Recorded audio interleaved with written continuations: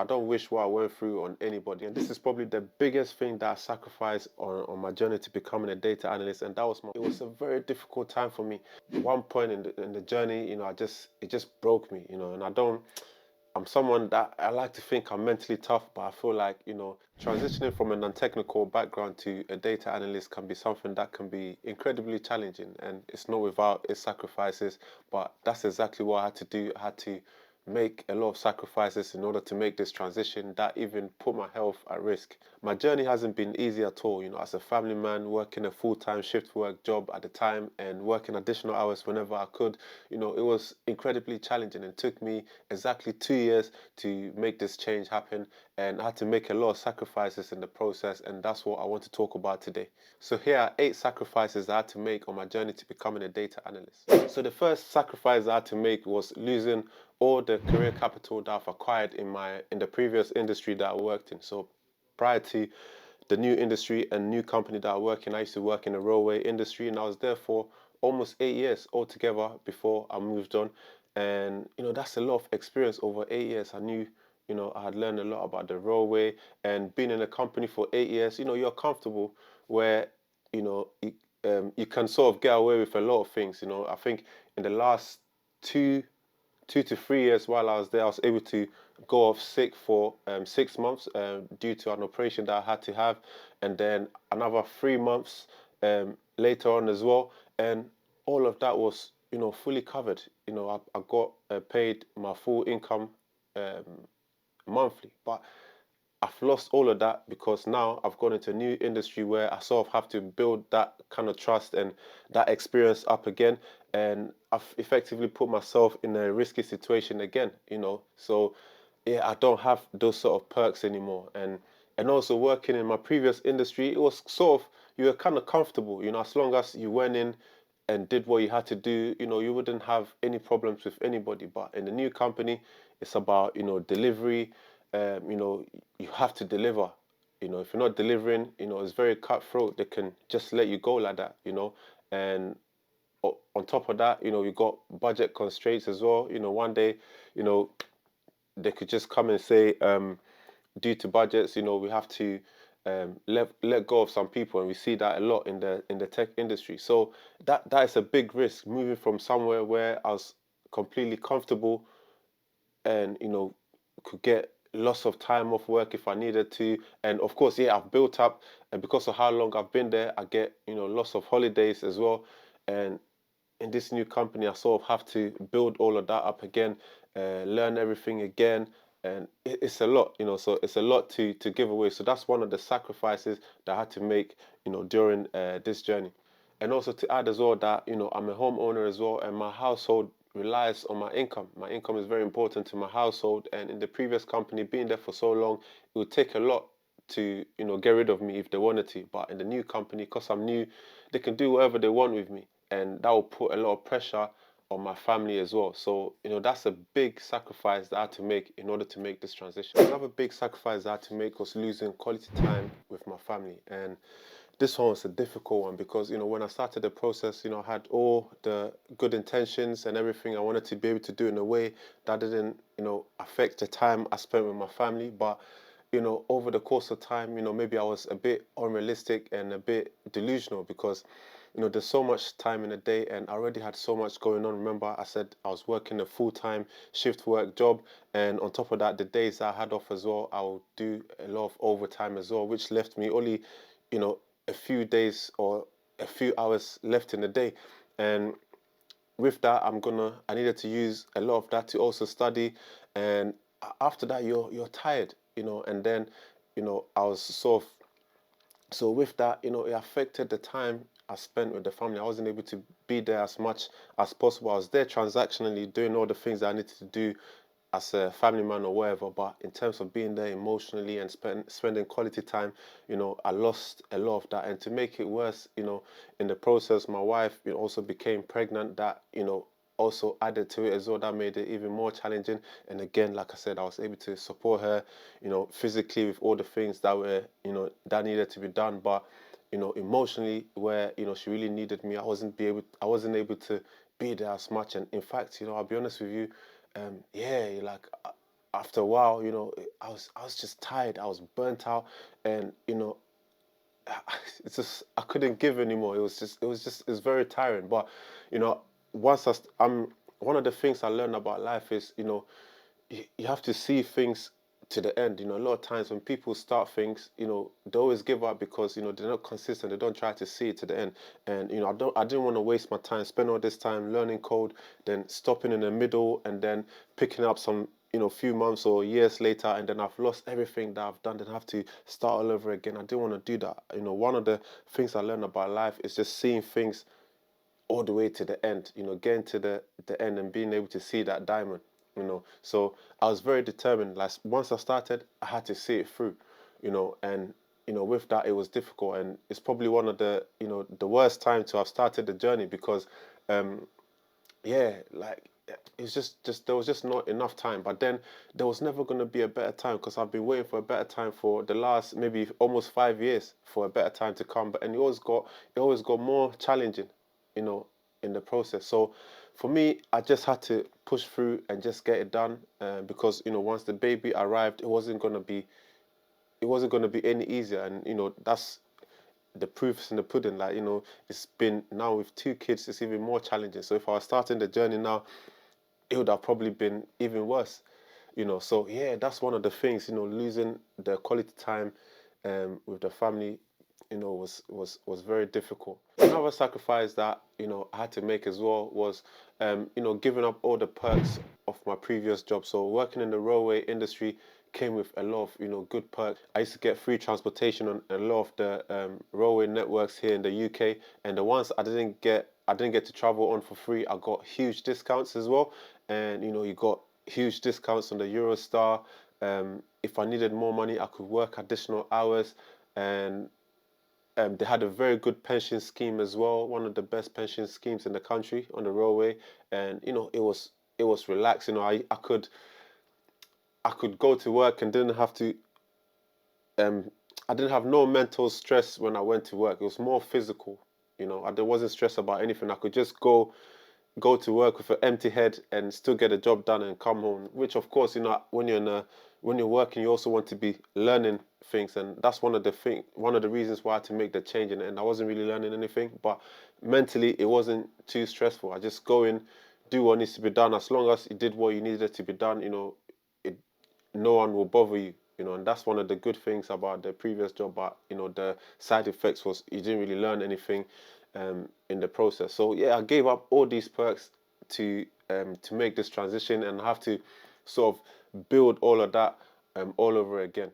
And also another major sacrifice that I made in order to allow me time to be able to do what needed to be done, because like the examples I've given you earlier, there's just not enough time in a day, and to get some of the time back, I had to give up a lot of things. Like social media was one of the first things. Wasting time on social media, you know, it, you know, we can't do that. So I just Instagram, TikTok, all of that stuff. I just deleted it. I didn't even bother to deactivate the app. I just deleted it off my phone. And a lot of people tend to think that they'll miss something if they're not on social media or whatever. But trust me, when it's not there, you don't miss anything. And if there's any major news or whatever that you need to be aware of, somehow the news will find its way to you. So I just got rid of all my social media platforms. The only one I kept was YouTube, and because YouTube, I just learned stuff off of YouTube. I'm always listening to positive stuff on YouTube. Podcasts, watching videos about data analytics.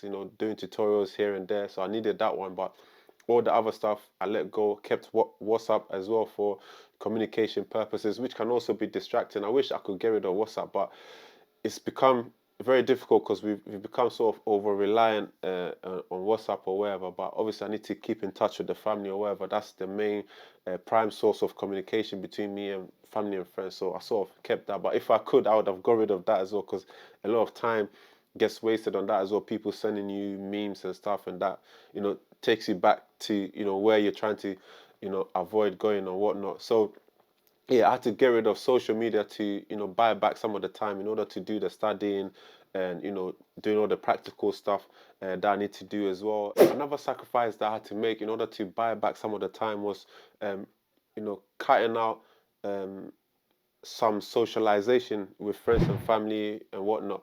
I had to find a way to get time. There was just not a lot of time left, so I only go to I only went to events that were like important. If someone was, celebrating like a milestone in their life or whatever, I'll go to that and support them. But if it was just like a random event or whatever, you're not gonna find me there. I had to make sure I use my time very effectively. Whether it was friends, family, or whatever, unless it's something important, I wasn't coming. And every little bit of time that I had, I used it to study, or I had apps where I'll be studying on the go or wherever.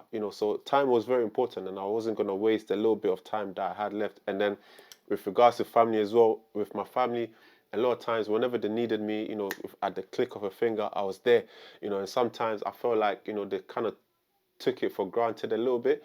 And they'll sometimes, I'll be honest, they'll call me for like little silly petty things, and I'll still come anyway. But what I started to do was, I started to delegate some of the things to other members of the family, because they could, like, this person is there, why are you calling me for this? Like, so I'll call us, like, you go and handle this, you do that, that kind of thing. That sort of bought me time, so that they know that they can get things done sort of without me. So yeah, I had to delegate a lot of stuff to other members of the family.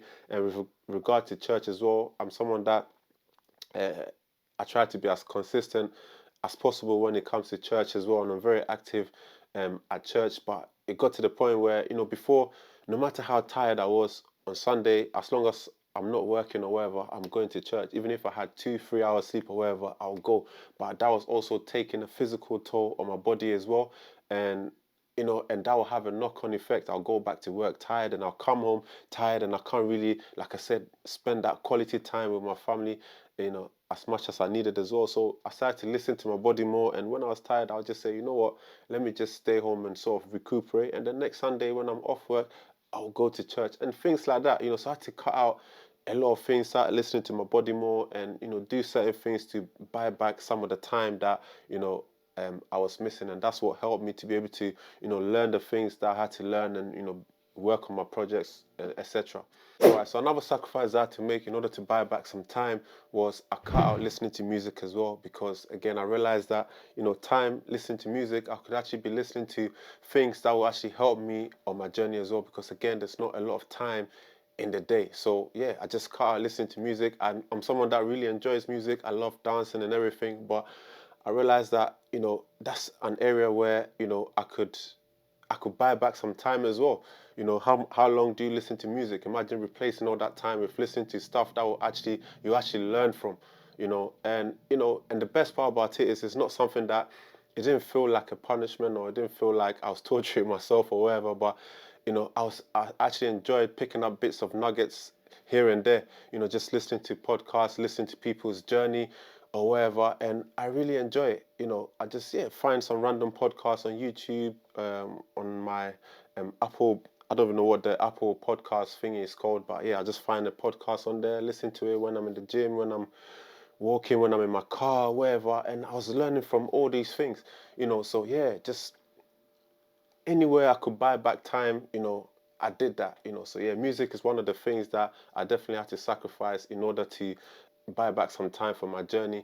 And the thing with music is, if there's a big record somewhere, I'm sure you pick it up somewhere, so you're never really gonna miss out on anything. So yeah, I just thought, yeah, let's sacrifice that, and let's use the time wisely to learn more that will actually help me on my journey to becoming a data analyst. I'm trying to rush through this very quickly because my house is quite, I've turned on the heater, so it's quite hot, and the camera keeps overheating, and my neighbor's also doing some building works and drilling everywhere. So I just want to fly through this quickly. So another big thing, and this is probably the biggest thing that I sacrificed on my journey to becoming a data analyst, and that was my physical and mental well-being. That it really took a toll. So on this journey, when I started, it was already a bad time, because I already um, it was after my operation, which during after my operation, I couldn't work for about 6 months. 6 months of inactivity. I'm someone that likes to go to the gym and work out and everything, and I couldn't do that for 6 months. I was just at home in crutches for most part of it. I lost a lot of strength and muscle in my legs. So it was a very difficult time for me, and because I was every moment of the day, I was doing something. And after a while, I just felt my body just shut down. My body just shut down physically, and that also affected me mentally because, remember I mentioned to you my wife was pregnant as well, and I needed to offer her more support emotionally, and I couldn't do that. And you could tell she needed it, and it was frustrating. Like I'm trying to do something big, trying to make a big change in my career, and I've got all these external factors, and it was just a lot. And I feel like after one point in the journey, it just broke me, and I'm someone that I like to think I'm mentally tough, but I feel like, I don't want to use the D word, but yeah, I feel like I was there. I don't want to use the D word if you know what I mean, but I was in that place. I was in a very bad place and mentally. And, it doesn't just affect you, it affects everyone around you. And people could see something was not all right, and I'm someone that, I can be of an introvert, I can be an introvert and an extrovert, depending. I don't know why that's the case, but I'm someone that when I'm in a room, I can vibe with everybody if I want to. Um, and, it got to the point where it was very difficult to connect with anybody. I couldn't connect with anyone, and I could feel something was wrong, but I didn't know what I could do about it. But yeah, it was one of the most difficult periods that I've ever encountered in my life, and I'll be honest with you, and yeah, it was tough. It was tough, and I don't know how to put it in words, but that's probably one of the biggest sacrifices that I had to make on this journey. My physical and mental well-being took a big hit, and you could see it was because of everything that was going on. Because right after I landed this opportunity that I have now in my new role now, everything changed. I became more happier, and I smiled more, and you could tell even my physical appearance changed as well. I remember one time I was in the bathroom and I was looking at myself in the mirror, and I just remember asking myself, like, what is happening to me? Like, this is not me. Like, I could see and I could feel that physically I was deteriorating. I felt like I was aging very quickly.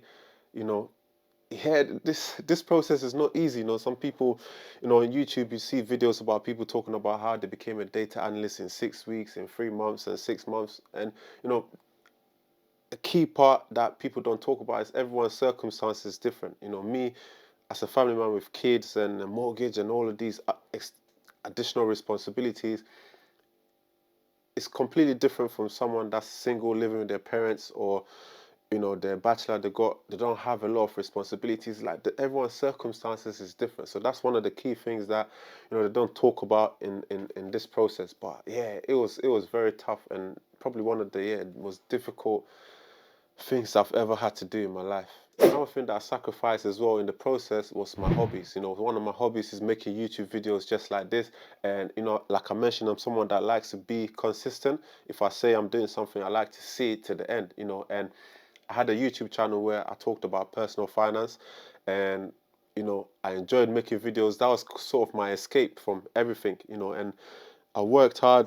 It took me about 2 years to get myself monetized, you know, and then after being monetized, this is like every YouTuber's dreams. Now my videos can actually make money and help me in the process. And, at that time, that's when my wife again was pregnant, and there was so much going on. And I live in quite a small flat, and we needed space. So I lost the space where I used to record, how to, give it to the kids.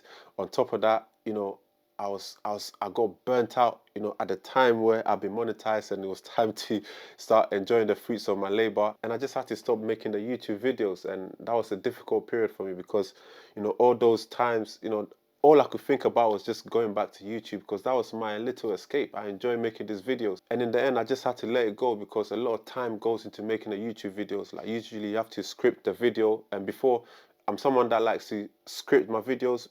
Now I don't script anymore. I just get on the camera and just talk. But before, I script every single word of my video, make sure I get everything right, and then, after that, recording takes about 2 to 3 hours, because you're actually reading off a script. And then editing the video takes forever. On top of that, you have to make thumbnails and all of these. And it's a whole process. It takes a long time to get one video out. So imagine recording something for 2 3 hours, and then you have to edit it to maybe 10 15 minutes. it takes a lot of doing, and it was taking a lot of my time. So, again, I had to let the YouTube thing go a little bit, which was very difficult for me, so that I can focus on my learning and everything. Another hobby that I had to give up was, going to the gym. I enjoy going to the gym. I've been going to the gym almost consistently since I was like 19. So again, during this process, I had to give up going to gym consistently because again, that's one of the things that I could cut out to buy me a bit of time as well. So I wasn't going as consistently, and that of course affected my physical appearance because I know how I look most of the time, and I was just losing everything. Um, I wasn't looking the same, and of course, that doesn't make you happy if you know how you used to be. You have the right mindset, you want to go, but where's the time? And that can be very frustrating as well. So I had to sacrifice a bit of time going to the gym in order to get the time to do the work.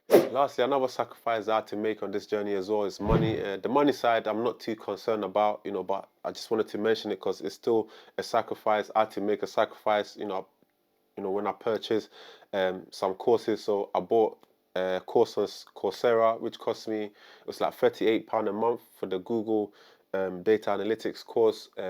It's meant to be 6 months, but I done it in 3 months. So 38 times 3, that's how much it cost me. I can't do the math right now, but it's under £150 probably. And then on top of that, sometimes, I couldn't work additional hours because, if I did, I'd be losing time that I could be using to study as well. So I couldn't do as much overtime as I wanted to. So I lost money there as well, which of course affects, uh, the household income a little bit. So guys, these are some of the sacrifices I had to make in order to become a data analyst. And I promise you, it's not easy by any means. It's been one of the most difficult periods of my life. And I'm making this video because I just want to raise awareness, because I feel like this is what is missing from those how to become a data analyst and how I broke into tech, those kind of videos. They don't talk about these things, and these are real issues that, people face. And, I'm raising awareness because I want you to be, I don't wish what I went through on anybody. I want you to be prepared for this before you start your journey. Don't wait till you reach these obstacles before you figure out how you're going to navigate around them. I'm telling you now so that you can prepare in advance for those obstacles. And you have to also be realistic as well before you start your journey. If you just look at your circumstances and be realistic about how much time you can dedicate towards this journey without sacrificing the people that you love, because at the end of the day, they don't have to pay the price for your dreams or whatever. You want to, you still want to be able to spend quality time with your family and all of those things. So factor all of those in before you start this journey. So guys, this has been this is a very honest and brutal video for me, and I hope you enjoyed this video. If you enjoyed this video and want to see more videos just like this one, you know what you need to do. Make sure you like and subscribe, and follow for more. I've been Alex. Thank you for watching, and I'll see you in the next one. Peace.